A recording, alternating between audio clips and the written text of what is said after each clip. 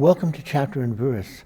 This is the part one of a two-part presentation on domestic violence and young people, mostly young girls, 90% young girls. There was an article in the Journal of the American Medical Association, the pediatrics division of the article, and it featured homicide and young girls from the ages of 11 to 19 and 19 to 24 years old.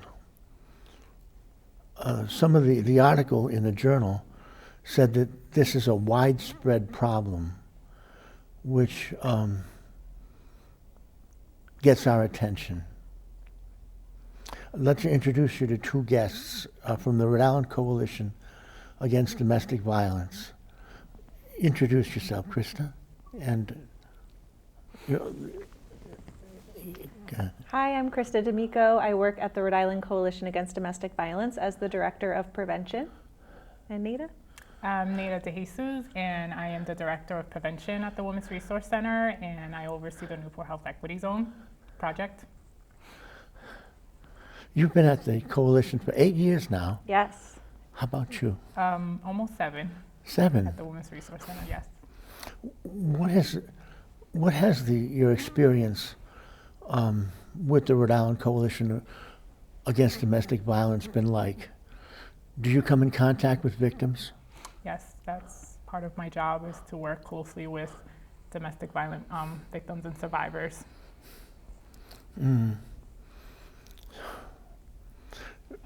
From your perspective, do you agree with the Journal of the American Medical Association, Pediatrics, that the problem is widespread? Absolutely. You do? Yes.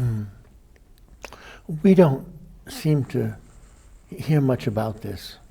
One of the reasons why I'm happy to help bring us this program is because a lot of people don't know about it, even people in epidemiology. They said one of the people interviewed by one of the articles I read said that she's aware of domestic violence against women, but she said, I had no idea that such a thing happens in the high school level, in the middle school level. I just had no idea. That's something that I've certainly learned working in this field and movement for over 8 years, is how prevalent this violence really is. And that it does start early, and dating relationships start in adolescence. So that's why we have to start early in engaging young people, listening to them about what they're experiencing, because dating violence starts, as early as 11 years old, 11 to 14, middle school age, when young people are starting to learn about relationships. And that's why we really want to start early in having those conversations with young folks in our communities, because we see from data that we collect in Rhode Island that teen dating violence is very prevalent in our own state. Right, and I would just say, as a parent of 3 teenage daughters, Yes. I have to make sure that as a parent, I'm creating a safe environment to allow my daughters to feel comfortable to talk to me about things that may not feel comfortable to them to even bring to my attention, and creating that healthy relationship between my daughters is going to help me and help them make better decisions when they're in a situation like that, whenever they're in a relationship that they identify as not being a healthy one. It seems like an extreme topic for a conversation. Where there's an amount of danger involved. When you have a conversation with your daughters, how do you manage the conversation, or how do you share the conversation when there's an element of danger involved? Well, it's not an easy conversation to start off with, right? Like, it's something that feels to my daughters and myself uncomfortable to have, but it's a necessary conversation to be had, right? Yes. And, being able to be non-judgmental and allowing my daughters to feel safe to bring something to me to talk about it's really important to take into consideration because they're still growing, right? They're still maturing. They're still identifying who they are as an individual. And they're still dependent on me as a parent to help them make better decisions and healthy decisions for themselves. So having the conversation and starting early, having the conversation about this type of topic is really important. And Neyda, you're talking about being the mother to young daughters, and we have to think about young boys as well, as the journal article points out, and as we see in Rhode Island. Of course, boys and men can be victims of domestic violence as well. That certainly happens, but predominantly women and girls are the victims of dating and domestic violence. And so, yes, we have to work with our young girls to build their self-confidence, their leadership skills, self-esteem, and know about this problem. But we also have to talk to our young boys and have healthy role models for young men so that they understand I can be a man and express my masculinity in a healthy way rather than through violence, aggression, dominance, the things that end up leading to them potentially using violence in their relationships down the line.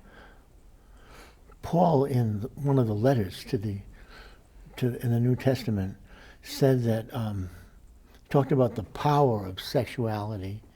He said that when someone gets involved in a sexual relationship, they actually kind of blend themselves together and they become one person. That's felt in relationships. And when something gets threatened in this hookup culture where people kind of unite in a disposable culture, sometimes that separation or the wreckage of what was once very important to them becomes a ground for jealousy. And that becomes a precursor to violence. I think among young people, something that makes them vulnerable to this violence is that idea that we see in media and around us that we should be in love and it should be this big love, and sometimes those things that are actually unhealthy, you might think that's because this person loves me so much. They always want me to be with them. They don't want me to be with anyone else. They don't want me to spend time with anyone else. They're contacting me all the time because they love me so much. And adults as well, not only young people, but certainly young people who are still developing and learning about relationships, they can be more vulnerable to that. But I think it's also about the jealousy piece, feeling entitled to someone else, saying they're my property, I can control them. So I think that comes into play too. There's a program, very popular program, a very popular franchise called The Bachelor and the Bachelorette. And there was I didn't see the whole thing. There was a final program where people talk about their experiences in the filming of the series, and there was a guy who got a lot of attention. Apparently, for one night, he slept with the Bachelorette, and it turns out that he wasn't the one whom she chose. So he got on television, and I don't think he could control himself. He began to weep. And it became a subject of discussion. People would say, well, this is a hookup culture anyway. And they say, well, look how often this happens when guys dump their girls. Now, she just didn't choose him, but now look, he's coming apart at the seams because of that. And the people would say, isn't that an example of inequality? But I think that the subject is broader than that, because it goes back to what Paul said. He said that they became one, they became unified, and he just responded with tears. I guess, like you said, a lot of attention from the significant other lets people think that they're the subject of his thoughts or her thoughts, and he or she is prominent in their lives. And that's supposed to be a good thing. Before the program started, I mentioned a radio program that I had heard. I guess it was a call-in program. There was a girl, a young woman actually, who had dated this guy, and he was really perfect, she said. I mean, he was polite, he paid for the meals, he opened the car door for her, and he was very, very nice to her. But then she said, the very day they got married, the very day, he took her cell phone. He didn't want her to be able to use the cell phone. He checked the odometer on her car. He said, you may go to Shaw's Market and back, but you cannot go anywhere else. And he would go check the odometer when she got back to make sure that she wasn't able to go anywhere else with the car. And she just said, this is crazy. I'm under complete control. This was something which she never anticipated. It was the trigger was that they were now married. That was the trigger. And it came as a real surprise to her. I guess it would come to her as a real surprise to anybody. If they were married in the church, say they were married in the Roman Catholic Church, she could approach the annulment tribunal and request an annulment to say that because it was such a great surprise and she had no way of knowing that what happened would happen, she might be, there's some likelihood that she would be given an annulment, which says that it is the same as if she were never married. A few things that you mentioned in the bachelorette example, that's why we have to talk with young people about breakups happen.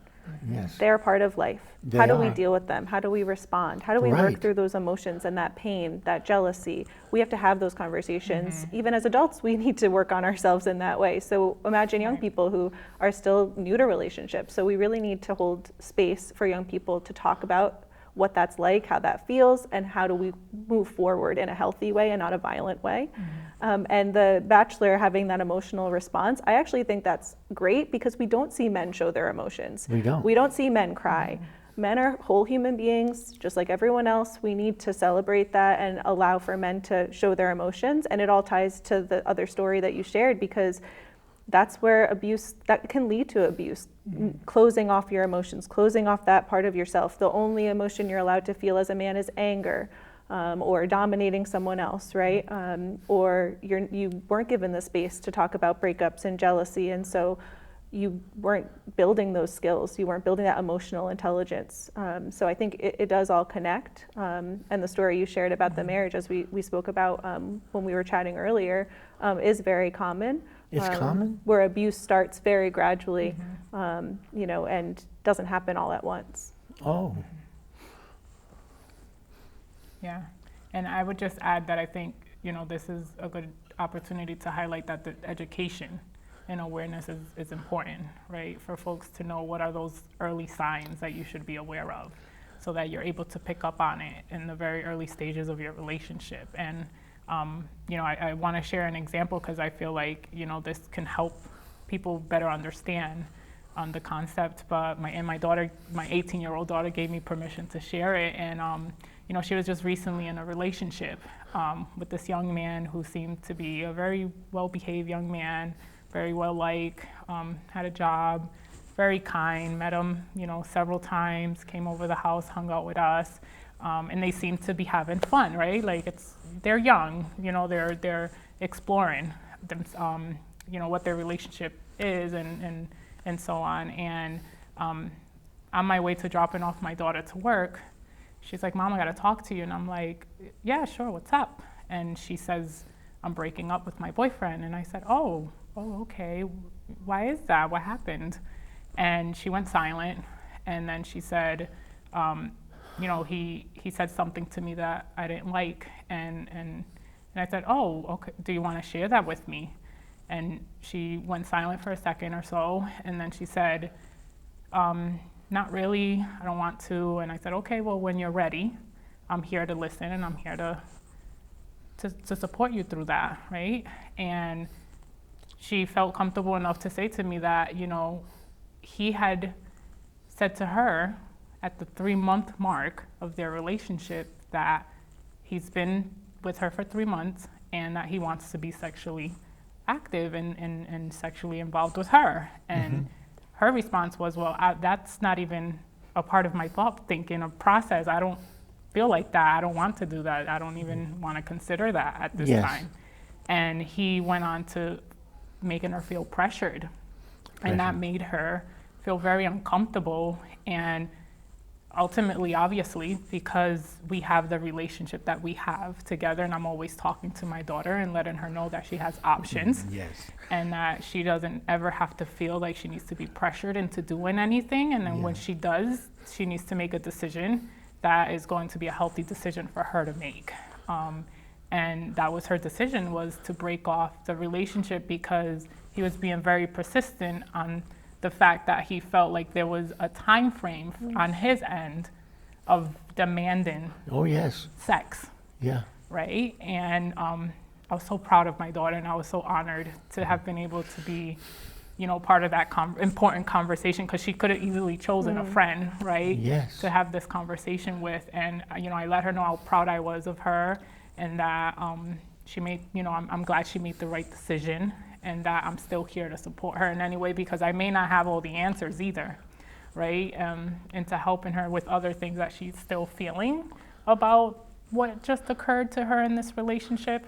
So I also just want to highlight that if, as a parent, or as a person, a teacher, an educator, you know, anyone feels like they may not be the expert, it's always okay to say, I will help you find those resources. I will help you, connect you to those resources to help you. So you were a safe person. Right. The articles that I looked at mentioned the importance of safe individuals. And when things get dangerous, that students ought to be able to talk with their guidance counselors and maybe their teachers. Teachers are told to look for visible marks of violence. And some of them have said that they are mandatory reporters. So if they see somebody has been likely beaten up, they should call the police and involve the police in this. Has that been a good thing in your experience when people involve the police? So I would say, you know, it's a tough question to answer, because it all depends what the safety outcome is going to be for that person. You have to think about what it's going to be safe for them, because you could potentially put that individual in harm's way by doing that. I believe in Rhode Island, child abuse is a mandatory reporting crime, but dating violence is not. Really? Which is why schools should have policies on how to respond. And teachers and all adults who work in the school building should know what that policy is and be able to feel comfortable. If I witness or suspect something, I know what to do. And again, they don't need to have all the answers, but they need to know, as a school, this is how we deal with this, and this is how we respond. What would you expect the schools to do? That's not an area of my expertise, but there are model policies that have been developed that show what best practices are in responding to this violence. But it's not only about responding to specific incidents, it's about making a culture and climate in the school where students feel safe, respected. You mentioned how important a safe, trusted adult is. That can make such a difference. Just one relationship with a trusted adult can help prevent violence in someone's life, which Neyda is for her daughters, because you're a cool mom. Also, feelings of belonging in school and strong teacher-student relationships. Those are all really important, and we don't necessarily connect those specifically to dating violence or other forms of violence, but they can actually help prevent this violence from happening. I have we talked about this before the programming started. I saw a program on Dateline NBC, which is like 2020, has evolved into true crime stories. And I don't want to watch true crime stories, but this one got my attention because there was a young male who was somewhat charismatic on the program. He had a beautiful smile and a great way of relating to people, guys and girls. He was just considered a really sociable fellow. The problem was, he's a murderer. And I couldn't detect that, and it bothered me because I saw no warning signs to this, at least the way Dateline NBC presented it. There didn't seem to be any warning signs at all. And have you encountered something like that in your experience? Yeah, you know, you just sometimes will not see the signs or the warning signs in the very beginning, and I always like to share examples, you know, because I like to make it real for folks. And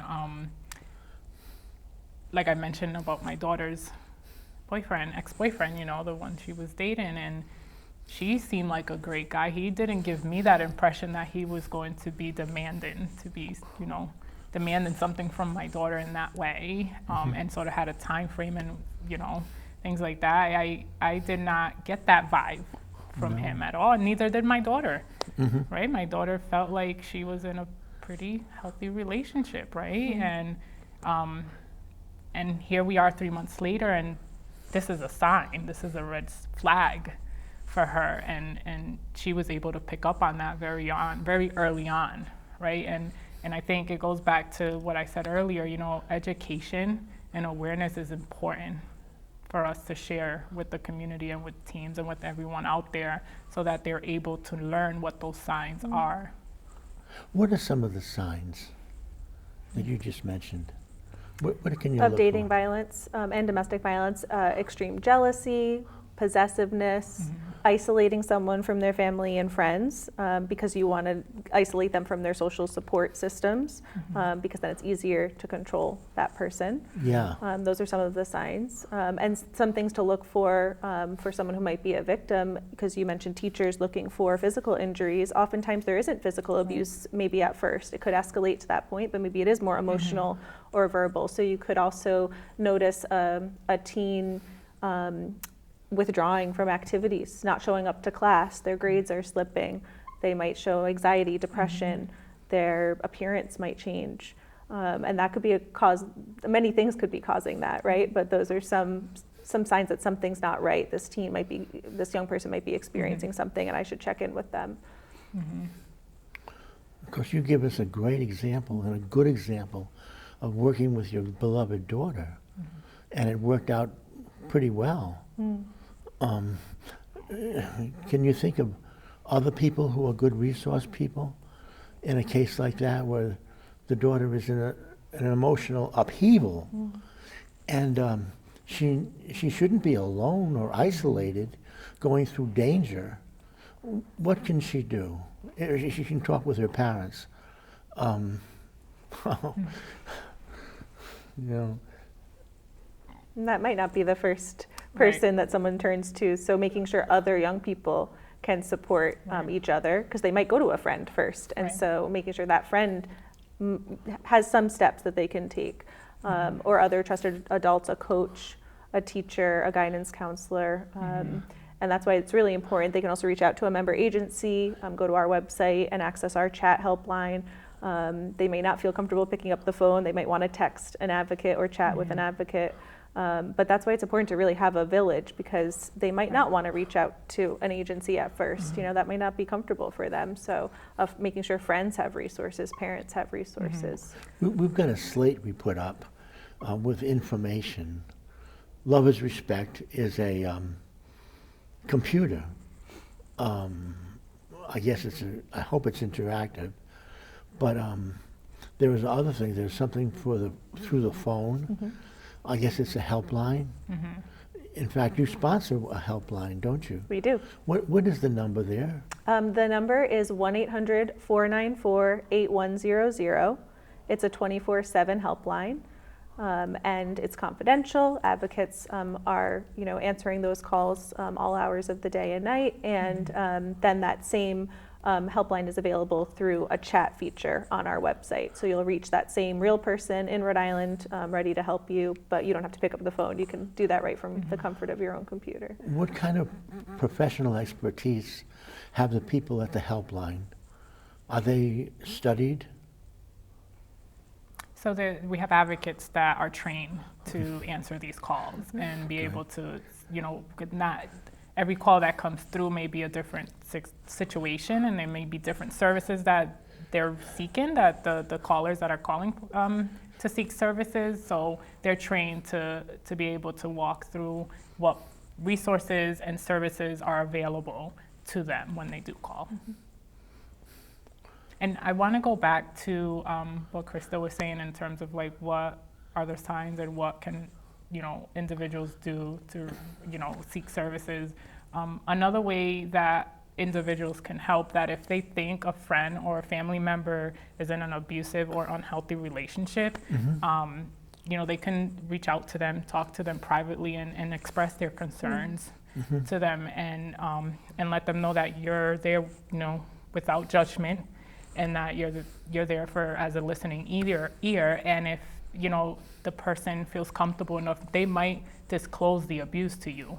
Yes. And in order to respond to that, if they do disclose the abuse to you, you should let them know you believe them. Oh, yes. And that you're there for them, and that it's not their fault. Yes.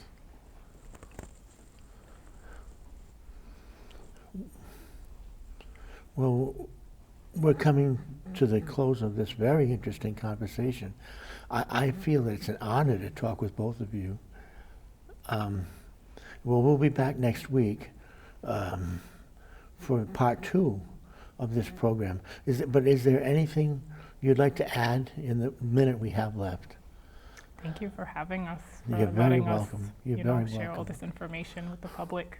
Yeah, thank you so much for having us on. It's such an important topic to discuss, and these conversations still don't happen often enough in our communities because there is still stigma around talking about domestic violence and dating violence. So thank you very much for having us on today to share. Oh, you're very kindly welcome.